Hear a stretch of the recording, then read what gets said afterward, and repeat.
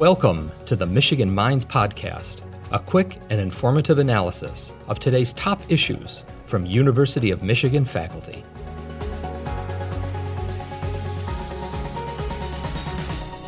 Thank you so much for joining us on Michigan Minds. Can you please introduce yourself to me and our audience and share a little bit about your role at the University of Michigan? My name is Larry Gant, and I have been faculty with the University of Michigan School of Social Work since the early 1980s.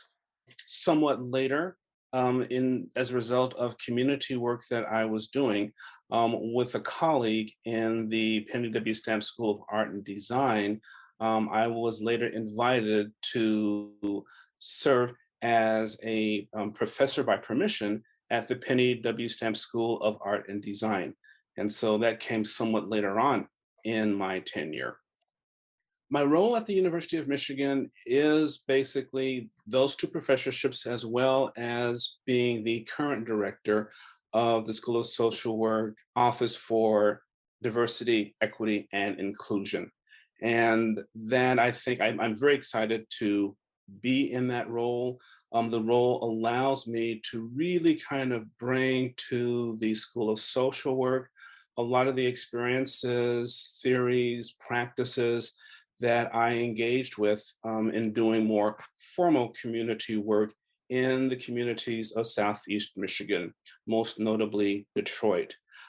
It's very interesting because, as I share in my more recent classes with students, the School of Social Work at the University of Michigan, they're all communities, just at different kinds of scopes and scales and definitions. And so some of the basic engagement approaches, thinking approaches that we train our students to use in the communities work really well for the local community here at the School of Social Work and surrounded by the somewhat larger community of the University of Michigan. That's so many different areas of work, and it sounds like some really incredible community engagement aspects. So I'm really excited to talk to you more about those pieces, but I was wondering if you could share a little bit about the areas in which your research focuses.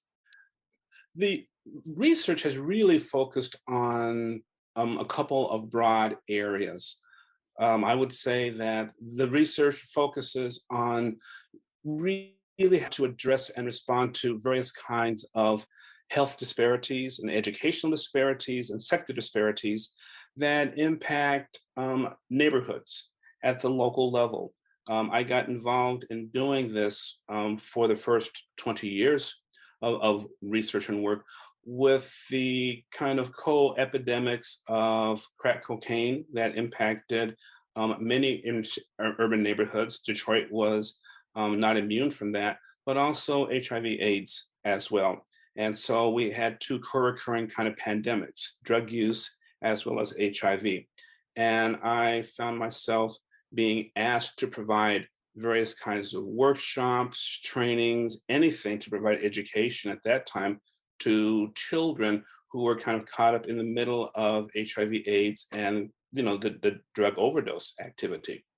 At that time, the only interventions that were reportedly useful were interventions that were developed on the West Coast, Washington State, Oregon, and Northern California, to some degree, all of California. And these were HIV prevention strategies and approaches that targeted injection drug users as well as, at that time, sexual minorities.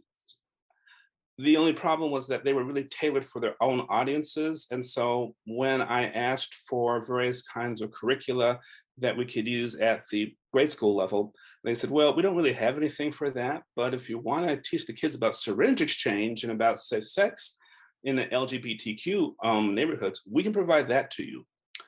Not quite the same, but we're able, doing some thoughtful work, to kind of modify and take the curriculum that was there, but really to start to tailor it and fine tune that to those needs and issues that were impacting children, families, adults, communities in the neighborhoods in Detroit. So after about 20 or so years of working with some really good colleagues, we got a good handle on that. And so that sparked um, the involvement and interest in using art as a way to as a mode of community development and community organizing came kind of naturally, where we found that having really difficult discussions about community change, about sex, about drugs, transactions, things like that, um, kind of hard to do in some neighborhood settings, in some neighborhood forum. But when we incorporated various kinds of art and music presentations, along with physicians who would say, this is not really difficult, ask me questions, we can respond to that. We found that was helpful. And I also found that, not my unique discovery, but I found consistent with other people who are also using art to engage audiences, that art provided a different kind of a bridge to talk about sensitive issues, delicate issues, in a way that was more open-ended, that generated a space where people could have a discussion, ask questions, and talk about very, very sensitive issues in a somewhat more relaxed way, a thoughtful way, in a way where people could express, well, I'm not really an expert. I do have some questions and comments. What do you think about that? And so, very briefly, the use of art, which was, I think, a really good idea, since there's so many communities in Detroit that have an art history, a music history at base. It was really, really quite natural that those kind of clicked together. And so I began to use that. Moving past that, I decided to really think about and talk with colleagues who were saying and using art in a variety of ways for community development and change. I'm not an artist by training. I had some piano lessons for a couple of decades when I was growing up, but I was not a trained artist, but I knew the language of art. And so I could communicate with professionals, with artists, with people in the communities, and kind of fill that engagement bridge between artists, creators, social scientists, physicians, teachers, and families. And so I've continued to do that even to this day.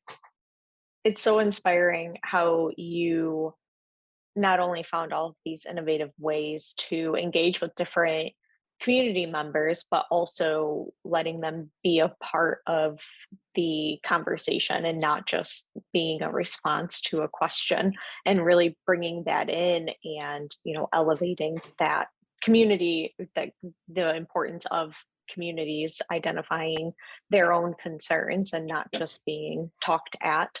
Can you elaborate on how programs like this can impact neighborhoods, just based on your experience when you go out and you engage with a community like this? How does that impact change, or how can that impact change? I think that begins to be really complicated, but I can summarize it pretty briefly. I use a kind of model of just practice that a colleague of mine, Janet Finn, put together about 20 or 25 years ago. And there's an acronym that's not, you can't really pronounce it, but it's basically looking at context, history, meaning, power, and possibility. And so, those I have really used as the bedrock of my approach to community engagement, to come in, if I come in, to be invited in as a guest. So it's never with my background and my pedigrees as faculty at University of Michigan, but it's to be invited as a guest to see if I can be of service to an issue in the community. So I don't go any place where I'm not invited. So that also means that I've got to have there's got to be someone in the neighborhood who will say, hey, we heard about your information. We heard about, what you've done in other places. Could you come talk with us? And so my approach would be, well, yes, I'd rather listen and then find out how I can be of service. So understanding a bit about the history of the neighborhood and the community before one goes in is really very important. The context is also important. What else is going on in that neighborhood, in that area?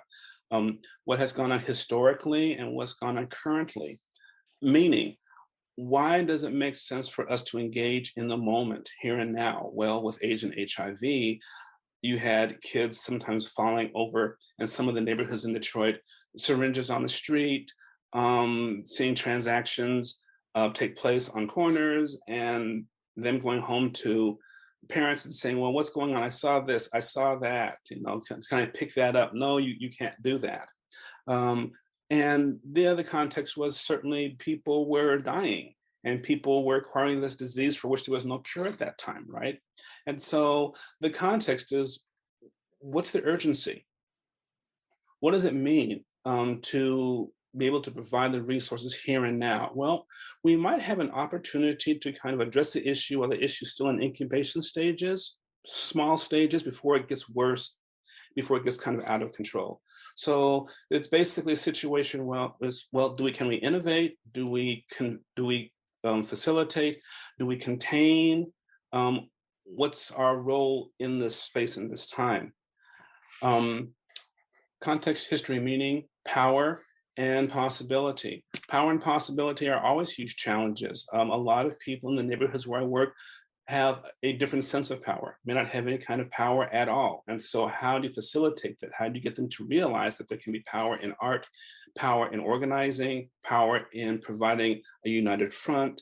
And then what are the possibilities? What happens after that? So, as the program director at the School of Social Work's Office of Diversity, Equity, and Inclusion, one of the roles you mentioned in your intro, can you tell us about the work that the organization does as a catalyst and support system for students, staff, and faculty? Diversity, equity, and inclusion, DEI, I mean, I've been involved in some kind of way with each one of those areas since I began work in the communities in Detroit, on the West Coast, in Europe as well too. So I tried to think, when the opportunity came up, I tried to think of a situation in which I had never not been engaged and immersed in identifying what diversity was, equity was, and inclusion. And I haven't been. I mean, I've been struggling with those concepts and trying to integrate that in the real world for a lot of years, and so it becomes very, very natural with this. It's complicated work, but I would say that what we try to do for students, staff, and faculty is to really do a couple of things. Students, staff, and faculty don't understand often the history of how the University of Michigan and how the School of Social Work came to this moment where there is an emphasis and an essential importance on understanding the impact and implementing diversity, equity, and inclusion, not only in our communication with organizations outside the university and outside the school, but also within. It really became really interesting that the work that we would do in the communities, we could do with students if they were concerned, if they were upset. But we kind of had a different definition about that the only people that had need were people outside the community, and that if you were in the School of Social Work, if you were here at University of Michigan, you were pretty much doing okay as a student, as a staff, as a faculty. Students had education, they had good instructors who cared about them, internships, staff had jobs, faculty had jobs and career tracks as well too. So all was well. Well, of course, that wasn't the case.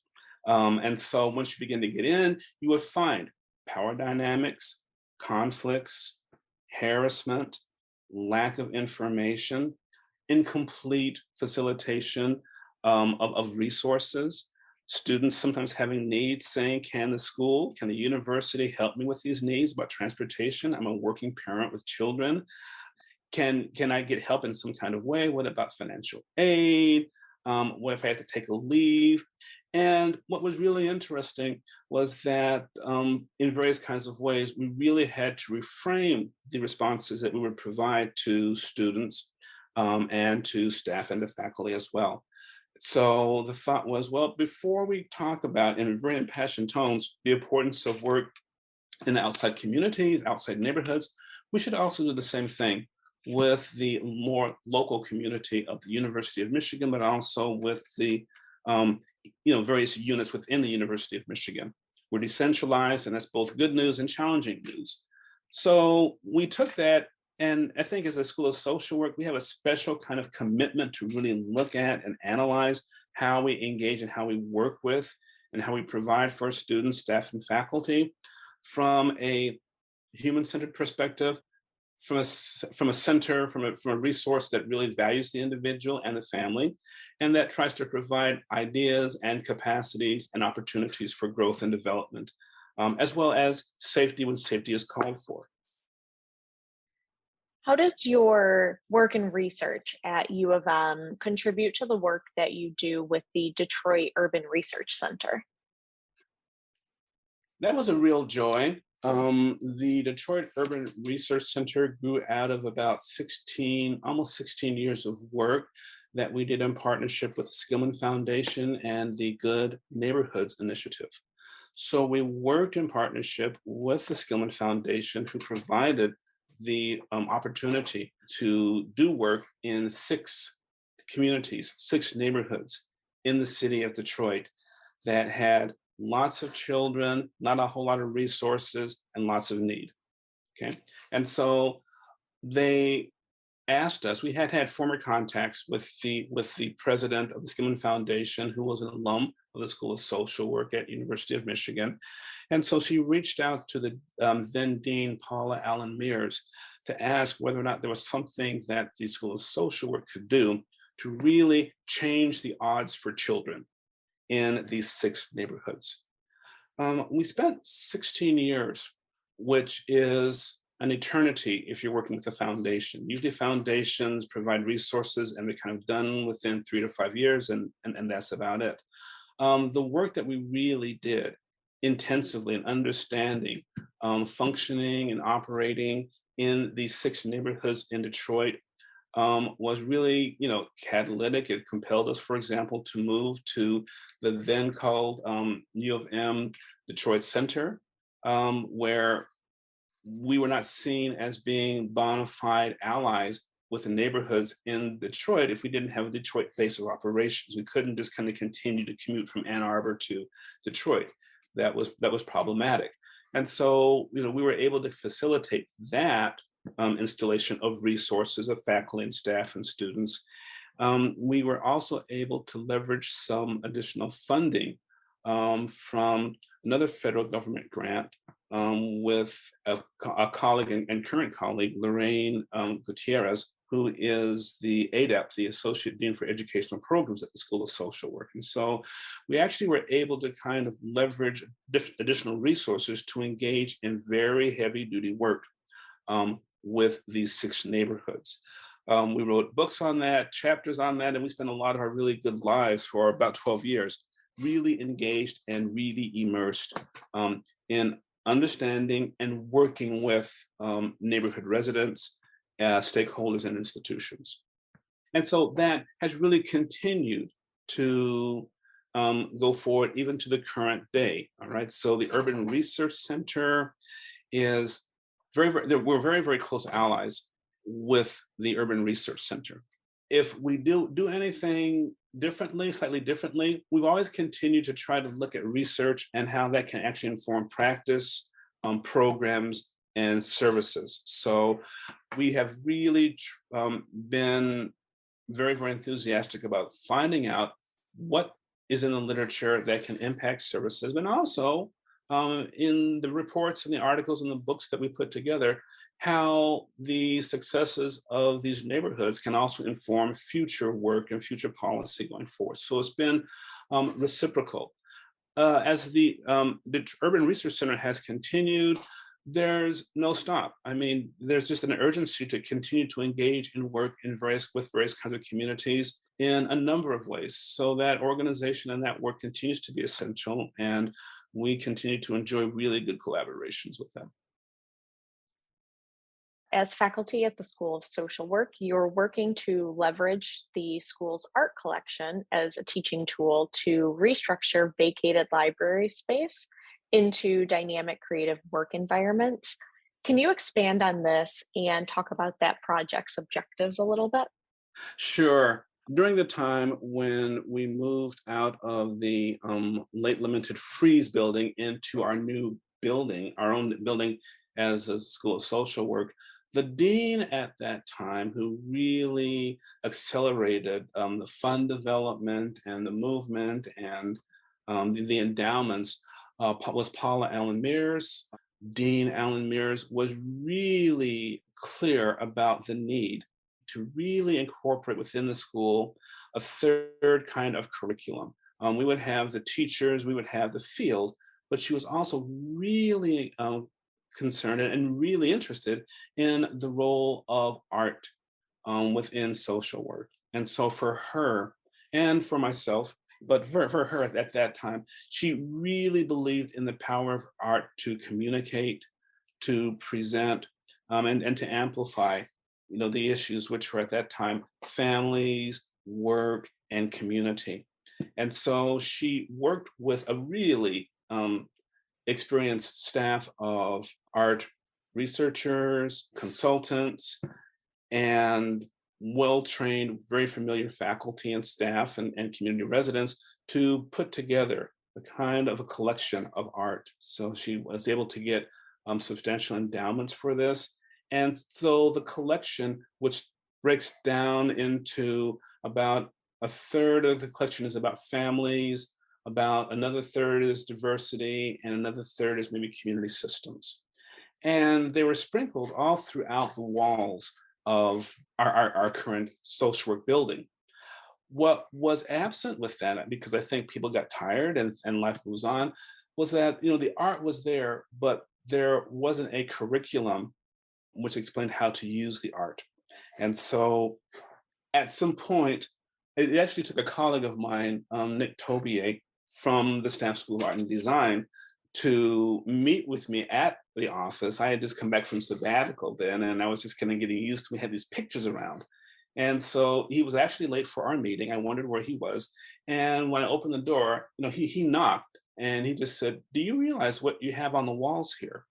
This is magnificent." And I said, I thought they were just pictures. It's embarrassing to say now, but I did.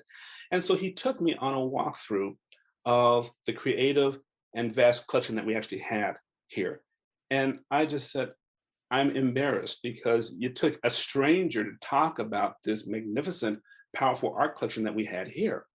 What else have I been missing, basically? And so, I followed through with that, and found that there were bits and pieces of a curriculum, or an idea for a curriculum here and there. And so, with a small group of colleagues, faculty, and staff, and a few students, we started to put together tours. We kind of cobbled together pieces, of stories of the artists, and we kind of moved forward with that. I also found a way to engage with at that time, some wonderful staff at UMA, University Museum of Modern Art, and explained to them that we had this really interesting opportunity. We had a wonderful collection that no one knew about that was very powerful.